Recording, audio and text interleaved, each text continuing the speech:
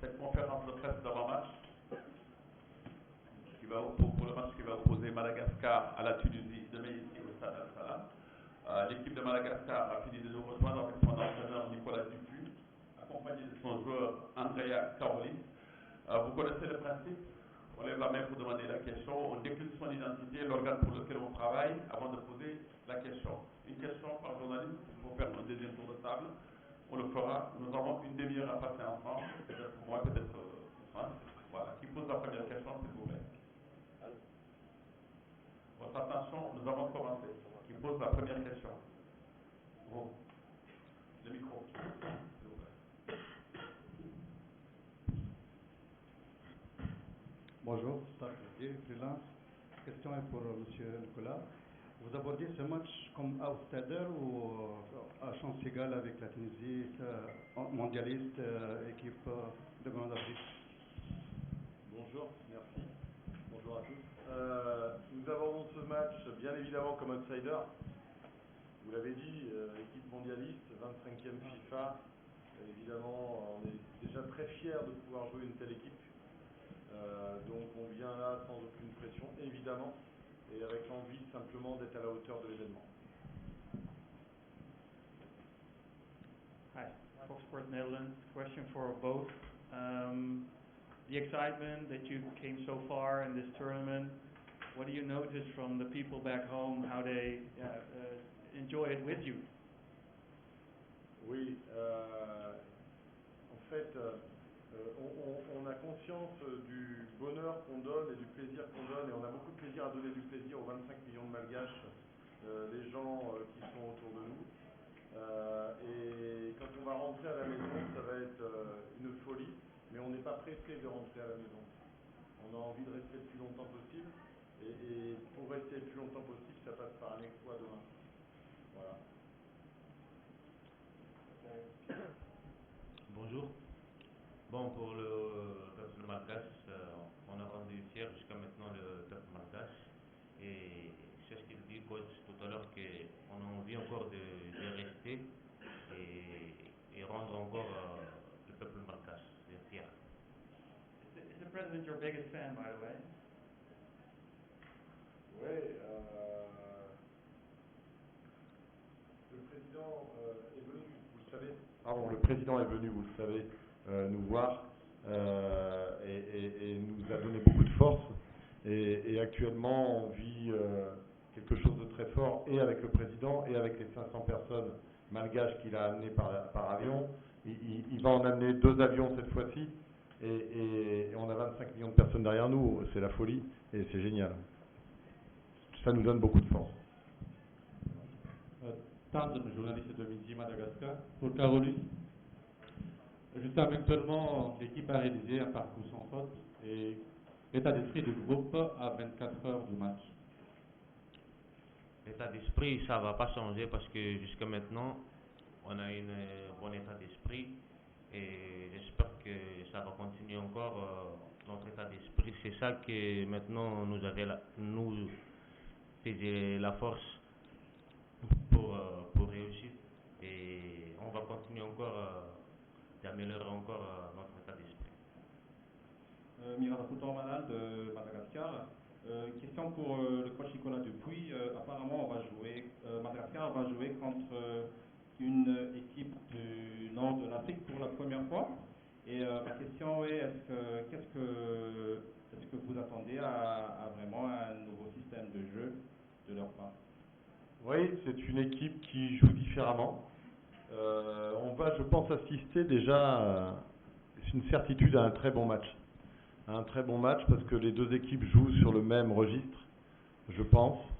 Un registre de possession, un registre de redoublement de passes, un registre technique. J'ai tendance à dire, peut-être je me trompe aussi, que c'est un jeu qui va nous convenir. Et c'est pour ça que je dis que tout le monde va avoir un très beau match.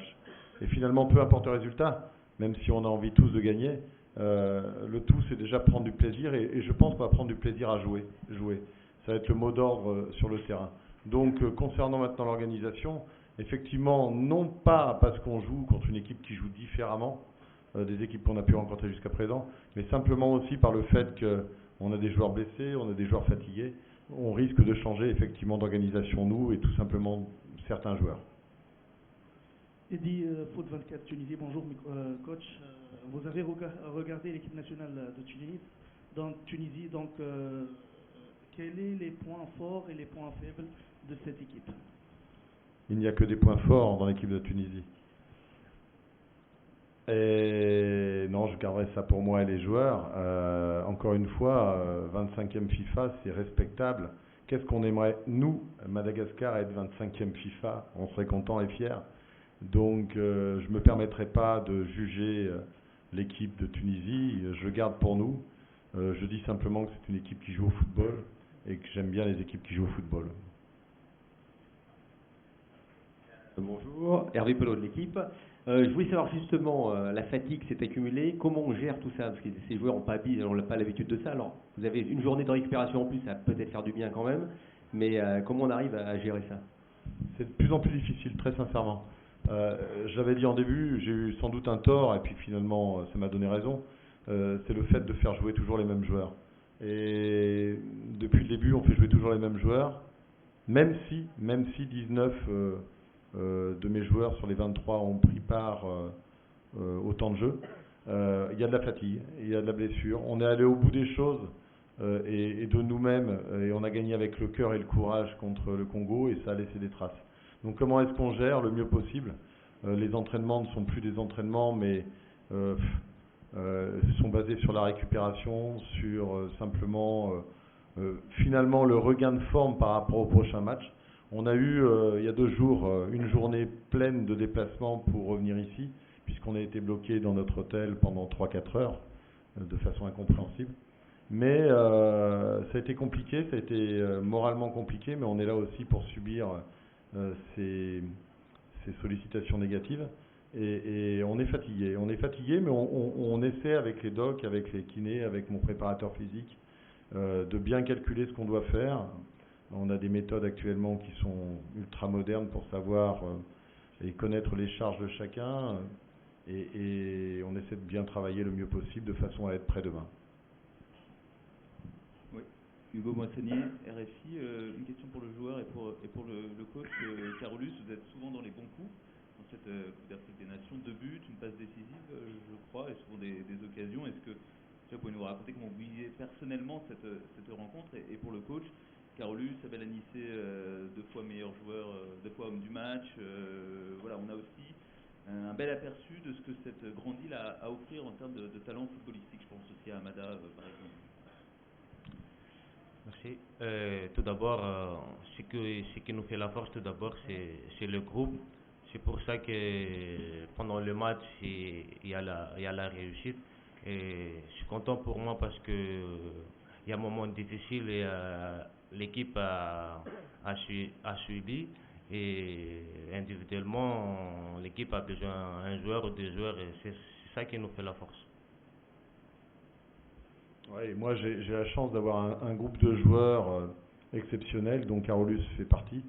Des joueurs avec lesquels je suis depuis 2 ans et demi, 3 ans, et qui ne rechignent pas au travail et qui vivent bien ensemble. Il suffit de venir avec nous tous les jours pour savoir que l'ambiance est très bonne. Après, il y a des talents. Oui, il y en a un à côté de moi, évidemment. Il y a des talents évidents, mais comme il a raison de dire, c'est l'équipe. C'est l'équipe qui gagne. On n'a pas de grosses vedettes, mais l'équipe est tellement soudée et un peu huilée aussi. Le jeu est tellement un peu huilé maintenant à force de travail qu'on arrive à justement peut-être, en tout cas on l'a prouvé un tout petit peu, battre certaines vedettes. Voilà, on préfère opposer à des vedettes une équipe et c'est ce qu'on essaie de faire. De toute façon, on n'a pas le choix. Mais Abel, meilleur joueur, Carolus, meilleur joueur, je crois Marco, meilleur joueur, ça fait plaisir et ça montre bien qu'à Madagascar, il y a de grands joueurs. Donc, ma question, c'est pour le coach Andrea. La présence de Ahmed, le président de la CAF, malgachien, est-ce que ça vous donne des garanties, ça vous donne de l'énergie pour vous? Oui, bien sûr, ça nous donne de l'envie parce que... Les garanties, excuse-moi. Oui, bien sûr que ça nous donne les garanties parce que il n'y a jamais quelqu'un à Madagascar qui a participé dans les compétitions africaines. Et ça nous fait du bien et ça nous fait du plaisir de voir le président aussi dans notre côté. Même question. Des garanties, aucune. Même si on est très fiers de le voir président de la Confédération africaine, en termes de garantie, ça ne va pas changer le résultat. Notre résultat en tout cas. Ce que je veux dire, c'est que moi je suis content. D'abord, je suis très fier de bien le connaître et qu'il soit devenu président de la Confédération africaine. C'est lui qui m'a fait venir à Madagascar, pour être très clair. Et j'ai de très bons rapports avec lui. Pour autant, il est le président de toutes les équipes africaines. Il aime à le rappeler, qu'il soit malgache évidemment, mais il n'y a aucune garantie par rapport à ça. Les meilleurs gagneront, ce n'est pas l'équipe de la nationalité du président de la CAF qui gagnera.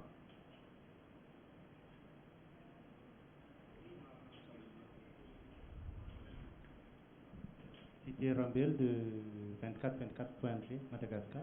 La question c'est valable pour le coach et pour Carolus. Après 4 matchs sans défaite, est-ce que le outsider peut encore se prévaloir d'être un outsider mené en quart?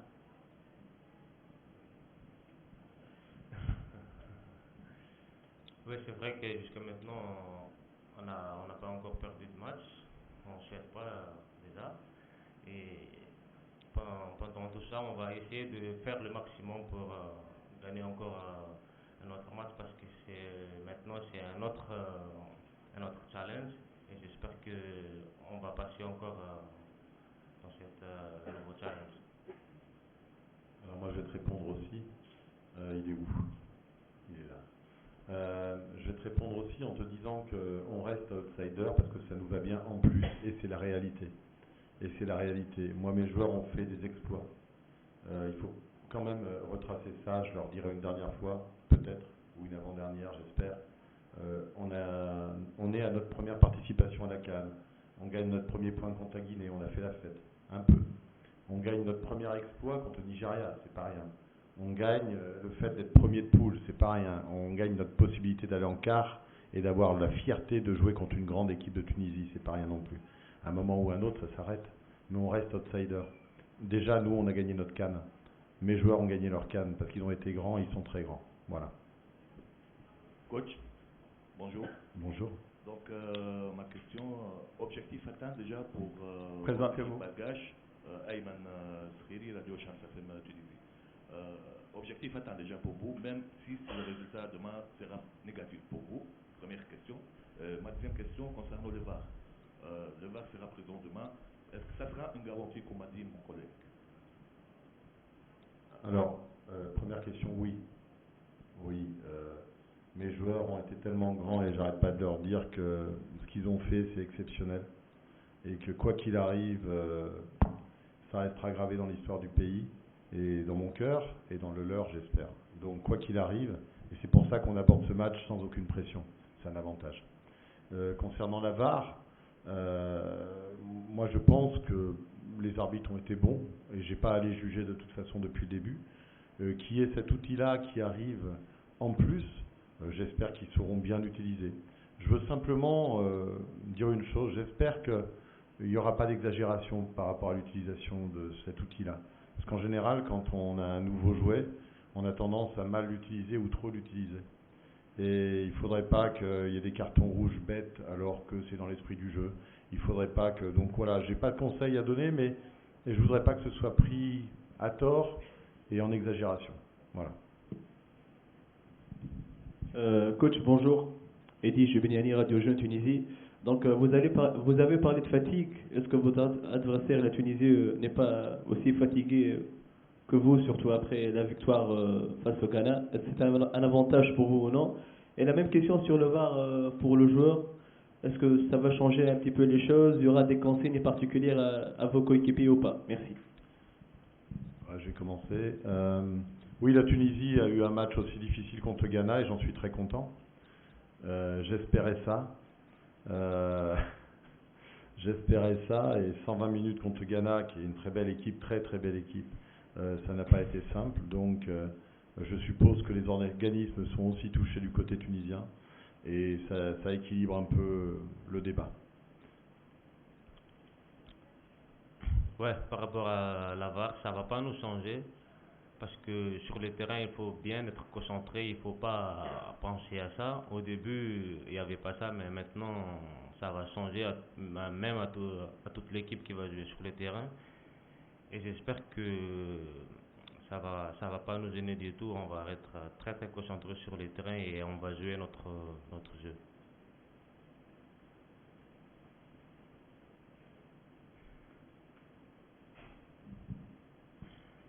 Nathan, journaliste de Madagascar. Juste une question pour le coach. Comme vous avez dit, outsider contre Tunisie, est-ce que ce sera force ou faiblesse? Si j'ai compris la question, tu me demandes si le fait d'être outsider, c'est une force ou une faiblesse. Ça doit nous donner de la force en ce sens qu'un outsider se doit d'être fort et à 100% pour espérer la victoire contre plus fort que lui. Donc en fait, en étant outsider, on se dit qu'on n'a pas le choix. Si on n'est pas au maximum de notre potentiel et en espérant que l'autre ne le soit pas, on ne peut pas passer. Donc je pense que c'est une réelle force. Pas de faiblesse, c'est pas c'est pas de la faiblesse, c'est pas un manque de volonté, un manque de courage de notre part que de dire qu'on est outsider, c'est simplement un constat. C'est un constat d'abord chiffré, écrit, le classement FIFA, c'est un constat par rapport à un mondialiste. Voilà, Madagascar joue sa première CAN. Madagascar n'était pas attendu là, donc il faut quand même rester lucide et logique. Voilà, donc c'est pas un aveu de faiblesse, c'est simplement un constat et ça permet qu'on soit, les joueurs et moi, très motivés parce qu'on est obligé d'être bons.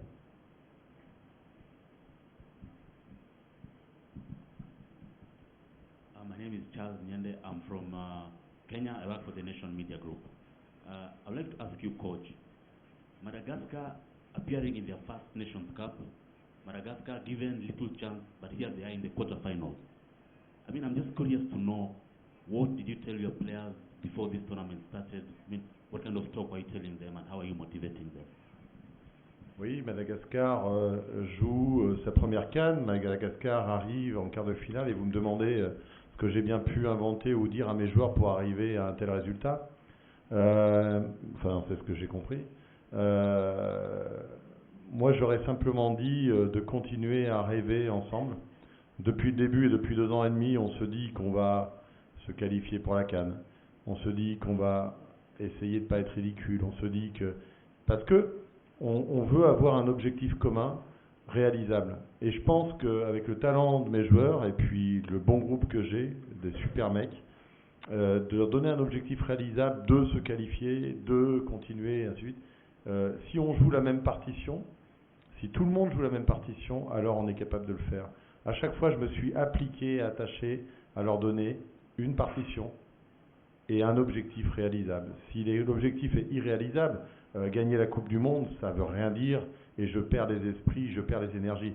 Là, de se qualifier pour la CAN, c'était réalisable. De sortir des groupes, c'était réalisable. On va maintenant toucher au-dessus du réalisable, donc ça reste encore un peu réalisable, mais ça devient très compliqué. Voilà, le discours, c'était simple.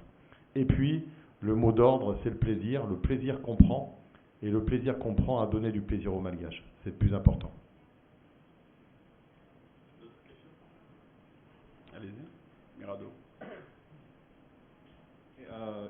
Mirado, une question pour le joueur Carolus Andreas Mansuno.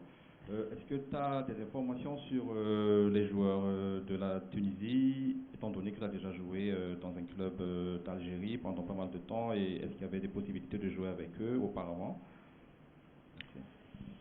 Oui, on connaît tous les joueurs des Tunisiens. Tous les joueurs ils sont joués en Europe. Et aussi j'ai quelques amis qui jouent avec moi dans le club.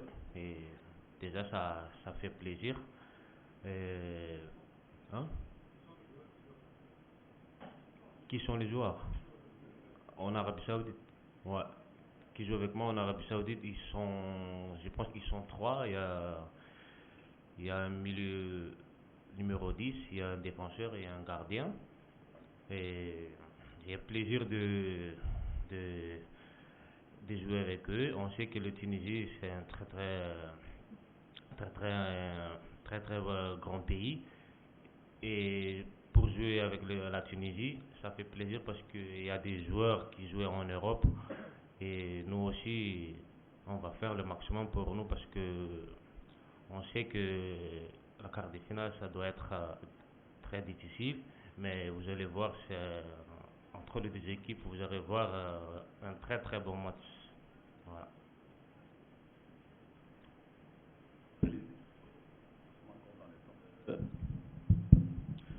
Coach, rebonjour. Donc, j'ai remarqué dans votre speech que vous poussez un petit peu la pression côté tunisien. Finalement, est-ce une tactique de votre part lors de cette conférence de presse? Non, du tout. Non, du tout. Les Tunisiens sont grands et je ne vais pas m'occuper d'eux, franchement. Voilà. Bon, avec un grand entraîneur, une ancienne gloire du foot français, il n'a pas besoin de mes leçons et de ma pression du tout. Non. Je suis en train simplement de dire la vérité sur nous. C'est ce qui nous intéresse. Voilà. Coach, oui. Concernant la formation titulaire qui sera présente demain, est-ce qu'il y aura des changements en comparaison avec le dernier match? Oui, sans doute. Sans doute, puisque hier on avait des pépins et des blessés à l'entraînement. Donc j'attends le dernier entraînement de ce soir pour annoncer ça, mais sans doute il y aura des changements. Oui. Un peu plus de fraîcheur. Une dernière question, s'il y en a. Ouais, merci. Nous nous retrouverons tout à l'heure à 12h45 avec l'équipe de Tunisie. Merci à vous. Merci coach, bonne chance.